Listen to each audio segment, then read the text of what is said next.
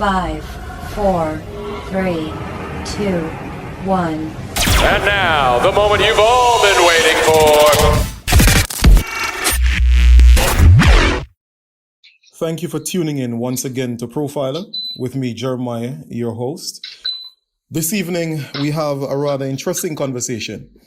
We'll be speaking to Dr. Grace. She's a mental health doctor who runs her own practice in London.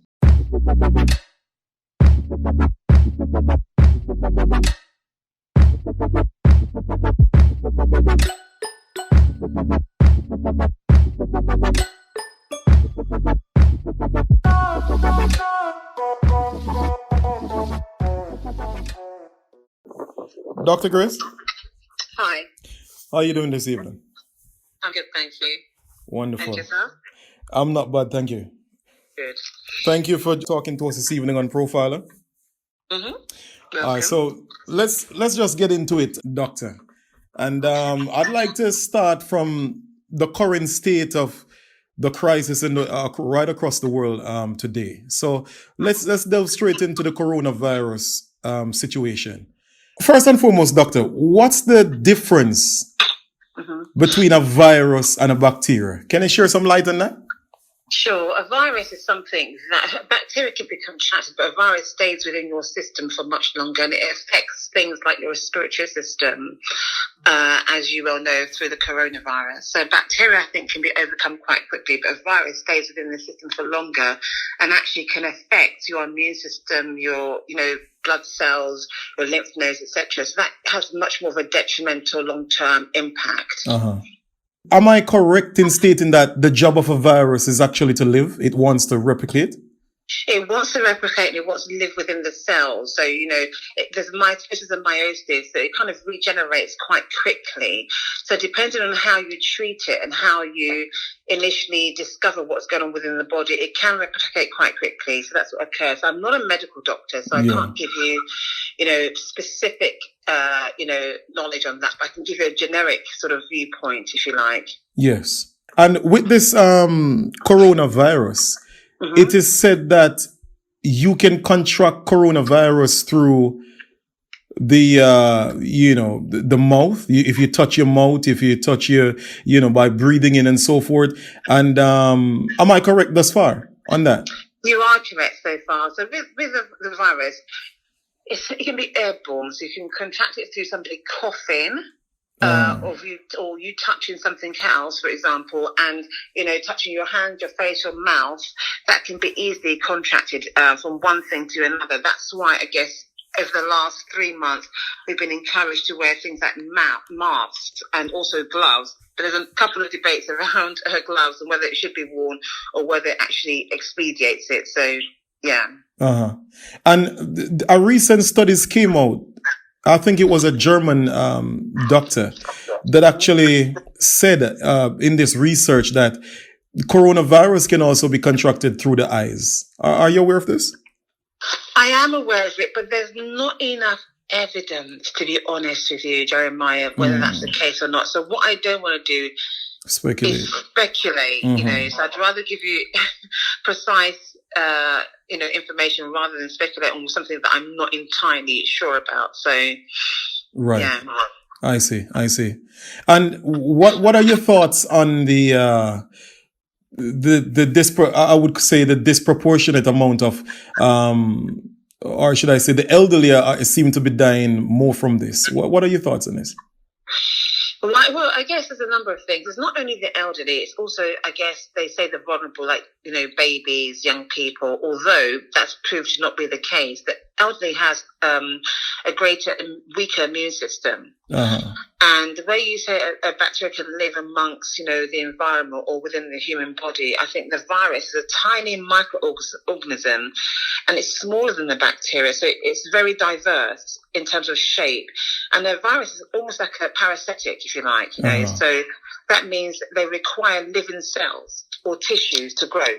So if you have a virus, it does require living cells and tissues to grow. So if you can imagine, for the elderly, their living cells and tissues are that bit older, that bit more vulnerable. So therefore, they're much more susceptible to contracting the virus. So the elderly, the young people, but again, there's another theory that saying actually young people are much more robust and they can manage, these sorts of bacteria or viruses in their body easily, but we don't know that for a fact. So, Yes.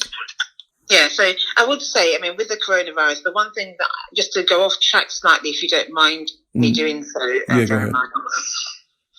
with the coronavirus, I have to say there's one thing about looking at the biological aspect, I guess. There's another thing about looking about the mental, psychological and emotional aspect and how it's impacted on, various groups of people, if you like. Right. So I would say to you, the whole coronavirus in terms of how it's impacted on people who are within a socio-economic background, people who are not as well versed or read in a way, and, how that's really been a huge concern for people who have no idea of what that really means. They've been given this sort of guideline by the government, so, shut down, lock in, various stages of how to protect yourself, but there's been no real information as to how that occurs, what do you do, what's the next stage.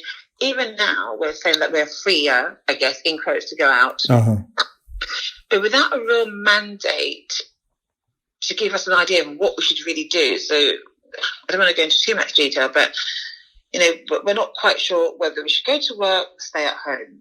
We're not quite sure whether we should interact, whether it's 2 meters safe distance or 1 meter safe distance. Uh-huh. And people who have a certain level of, vulnerability, that really impacts on their everyday life, their choices they make. And I think that's a really, a big issue that we need to consider on a greater level, how that impacts on mental health, and particularly with a certain group of people who don't have the information readily at hand, that becomes another issue.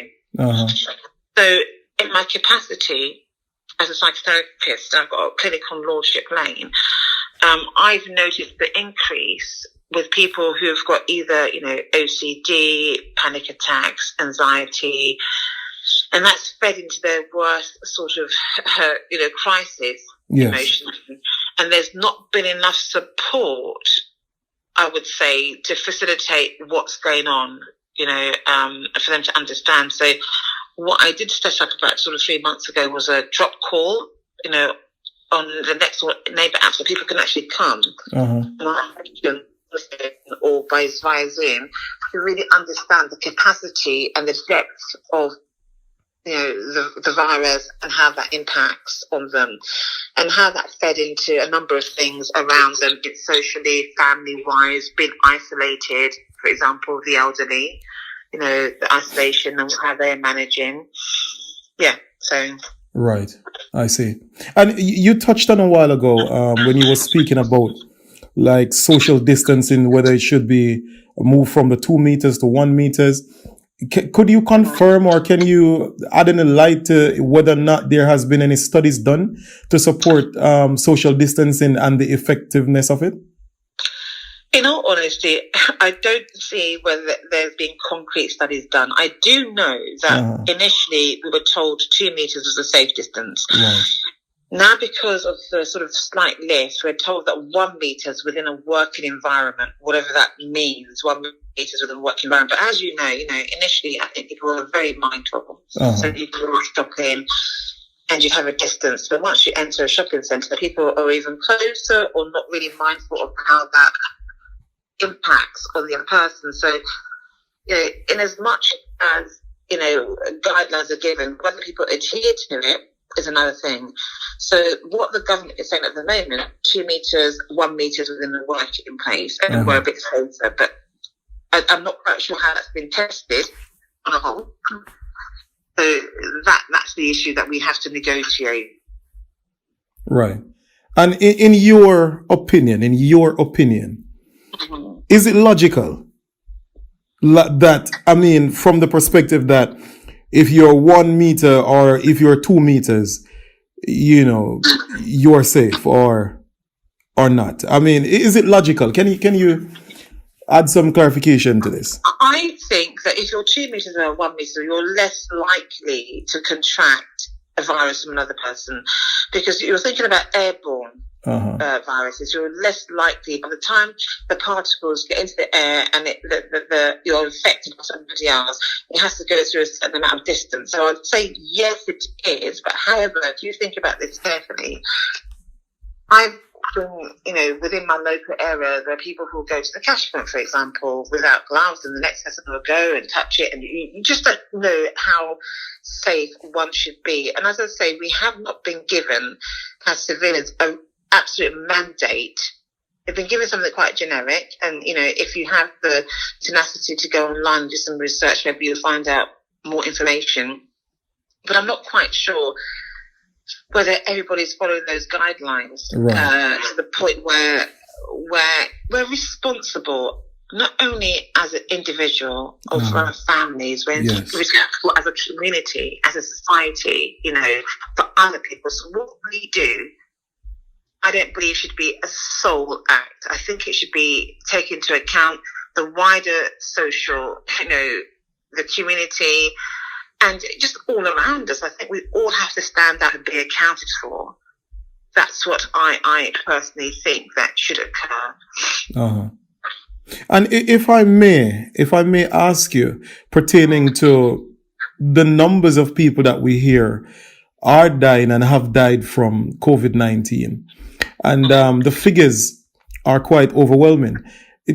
Can we trust that figures, seeing that it seems as if the other death related, other people who die from other things, it seems as if have been put in that numbers as well? Okay, well, what I will say to you is, and I'm not saying this to you that is a fact at all, but I guess any figures is open to statistics massaging, if you like. Numbers can be quite precarious. And, with statistics in any way, that can be, a mean deviation, or, that can be changed depending on what is really accounted for. So when you say, can we really trust it? I can't say yes or no. But if you think about it rationally, all figures are open to being massaged, if you like, to a certain degree. So do we have the exact number? In fact, if you look online, it varies from one thing to the other.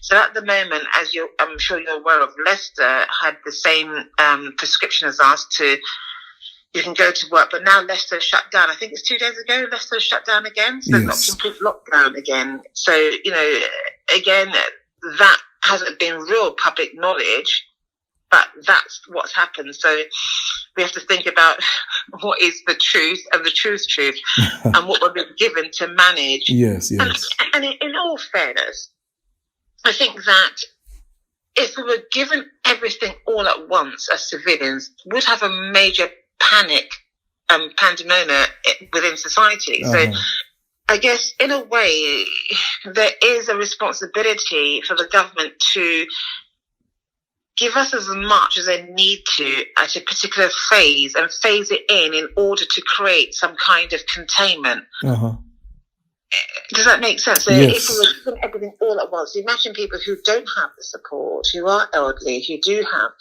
mental health, who, have various situations going on. You give all the statistics all at once, or all the information, it might be unmanageable for a number of people who don't have anybody else as a fallback to cope. So that's something that has to be considered. Why have we been given the data in the way that we have been given? Right. Is that a way of containing, society as a whole, in order that it's manageable? Otherwise, it'd be pandemonium, and it would be unmanageable. Yes. I see. Because if you recall, at the beginning of the lockdown, we had people, shopping, and there was nothing, in, most of the stores. I mean, I'm talking about most main stores, whether it was Sainsbury's, Waitrose, Marks and Spencer's, everything was just gone off the shelf. So people went into panic mode. Yes. Psychologically, the need to have a level of self-preservation is what people do. However, we are being told to consider people within us to buy what you need. Of course, it's not the way that human nature works. Yes. So yeah. Yes. And before we move on to the mental health side of it, I want to ask you these two more questions on this particular subject. And, it's regarding, you touched on face masks before, and you do have some research that the government have done recently to say that, it does help in terms of lowering your risk and so forth. But you will have those who swear by that these masks can't really protect you from anything, and that it also pose a health risk if you constantly restrict the airflow and so on. Can you shed any light at all on that? Well, what I would say to you is, if you think about this again rationally, Yes. if you have a barrier on your face and not have one, the risks of whether it's, a bacterial or virus, which is, many common infections are transmitted in many different ways. If you have a barrier, you're less likely, but it doesn't say you're not likely, you're less likely is the word I'm using, to contract something than somebody who doesn't have a mask. Yes. Now, I guess as an individual, you have a responsibility to manage how long you're wearing a mask for. So if you're out and about for a short period of time, which I guess over the last 3 months, people aren't out and about in long periods, I think it'd be useful just as a level of protection to have that. Uh-huh. And there are some people who, if they've got breathing problems, it might create more mucus within your alveoli or your lungs. And so therefore you have to manage that effectively as well. But I would say if you have a barrier, logically, than not, it's obvious, where one person's more susceptible than not. Yes. I see. And in terms of the hand sanitizers, do you find that people are overusing hand sanitizers? That's a very generic sort of question, really. I can't account for, people using it or not on that mass level. But what I can say is hand sanitizers wasn't available for at least the first 2 months of the lockdown. So whether it's the mental sense of, reassurance it gives you, Mm-hmm. and there is a level of alcohol and things I think will be useful to use the hand sanitizers for, that is useful in itself. At least you have got something rather than nothing. But what they do say also is best just to wash your hands. So it's best to wash okay. your hands. To wash your hands. Don't touch your face, your Right. mouth, any sort of open, orifices in your body. Don't touch those aspects. But to wash your hands on a regular basis, particularly if you're outside, I think that's what I would recommend. Wash your hands as regularly as possible if you're out and about, and I Yes. think that will limit, contracting the virus. I see. believe. And I imagine that you're seeing more cases of, depression and so on, and stress, anxiety. What I can say is that, I have a system where, my website where my PA responds to patients' inquiry. It completely went out of the roof, literally. There were so many people who were suffering with depression, anxiety, panic attacks, OCD, Yes. that it just fed into their worst sort of anxiety or internalized, behavior. So what I decided to do is, I think I mentioned earlier, there's an app called The Next Door Neighbor. Yes. And I decided to actually offer my services initially, and this is quite interesting actually, just to say, look, if it's unaffordable, for example, and you have, you're suffering from depression or, anxiety or any sort of form of mental health, and this is fed into or impacted you in terms of what's going on, fed into your trauma, then I'm available for 15 minutes drop-off call. I have to say it was unmanageable. Literally, it was unmanageable because I just had such I was inundated to the point where I couldn't manage it at all. And what I wanted to do was offer people who do not have the finances, A, who are within a social economic background, B, and just, people who just couldn't get out and about or didn't have the facilities of Zoom or any sort of technical access at all. And I found it really particularly overwhelming. And that also, I have to say, went up again after the whole sort of the incident that happened in America with Floyd. That really went up in a huge it spiraled, again.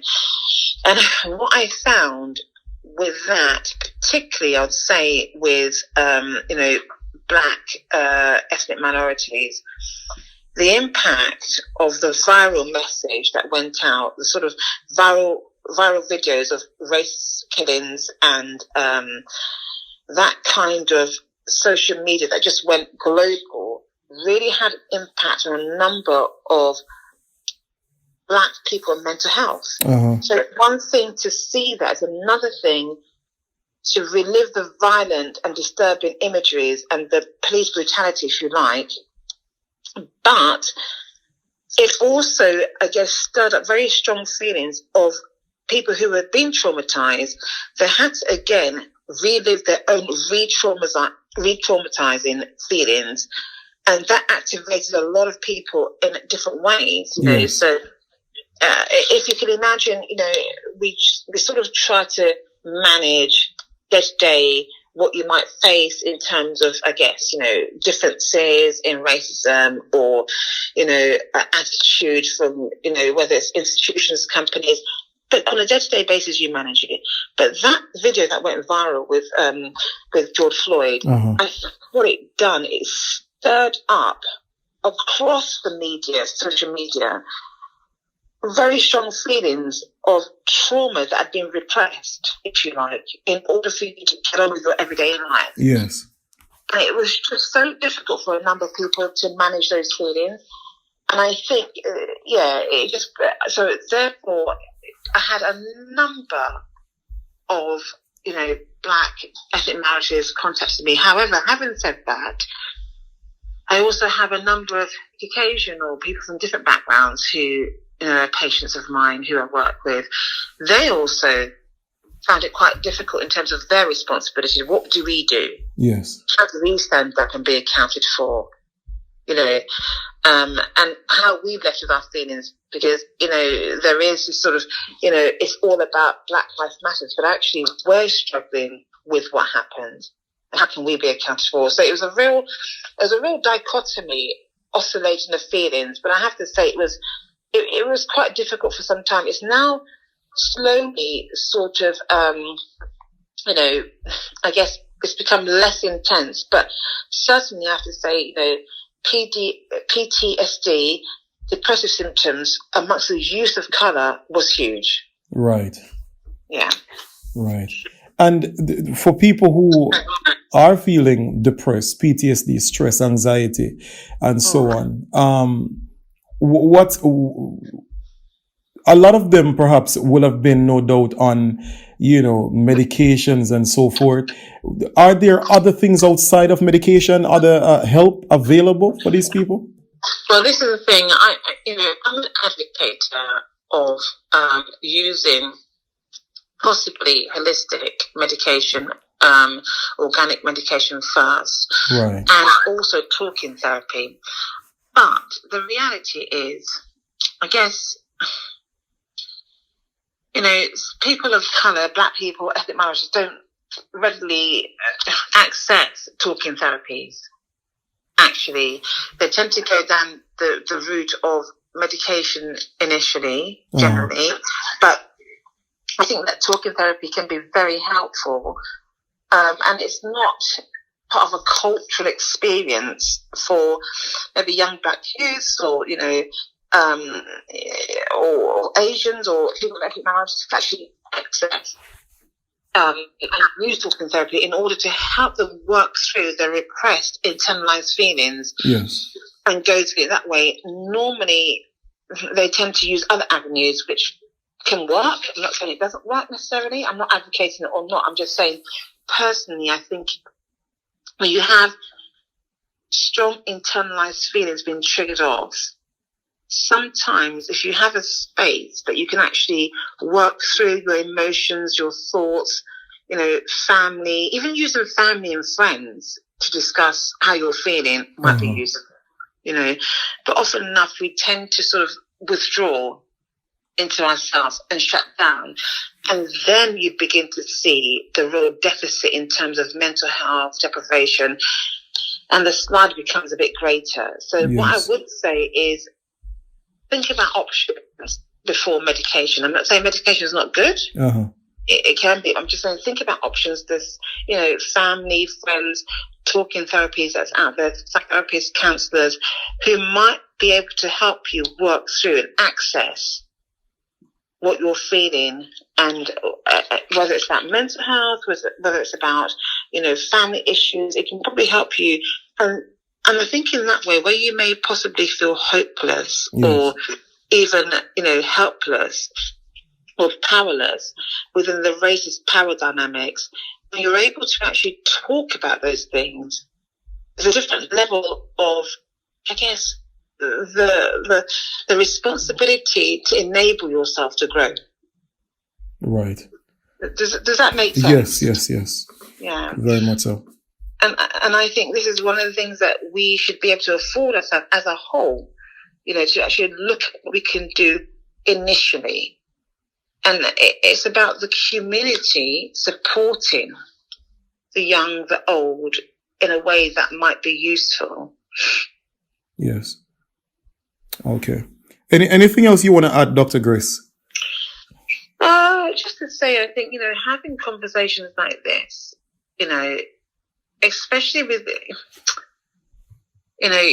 maybe young black men or, young people in the whole, where people have come together, I think it's useful to come and just talk about feelings, have a hub where, you can discuss feelings with families and friends and not to feel alone or isolated. Because what I tend to see initially before people reach out to come to me, they get to the worst point of their situation. So the trauma's set in, the mental health is already creeping in there. And my sense is, or the hope is, that people can actually initiate thinking about how they're feeling and maybe requiring help or seeing what can be done, rather than going to the point where things are actually really in a point where you need a lot more sanction and support. Let's see whether we can actually, at some point, stop that to go really to the extreme level and see what we can do to offer support in the wider field and community. Right. Yes. But, to come on shows such as yours, I think is really useful, because I guess people may think about possible other options. I see, yes. So and just to be enlightened and to be educated in terms of what can be out there. You don't have to feel powerless. Sometimes, even a small step empowers you to take charge of your own life, empowers you to think, okay, what can I set up with people in, similar situations as myself?